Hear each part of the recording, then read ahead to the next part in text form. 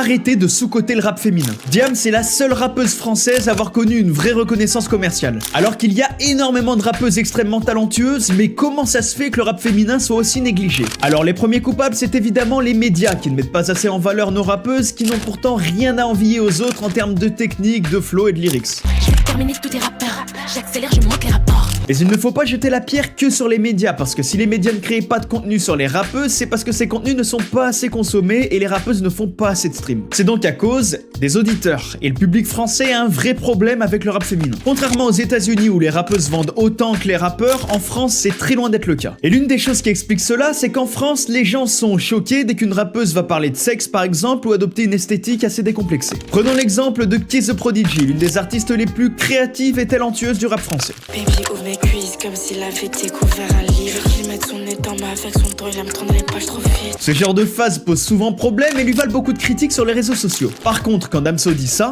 je veux entendre que le frottement des pores et le bruit de mes grosses testicules sur ton huc, grosse huc. bah là, ça ne pose aucun problème à personne. Il y a donc une asymétrie à ce niveau-là, les auditeurs sont beaucoup plus indulgents quand ils entendent des phrases chocs ou vulgaires de la bouche d'un homme plutôt que d'une femme. Et c'est pas normal. Bref, tout ça pour dire, allez streamer les rappeuses, elles rappent très bien.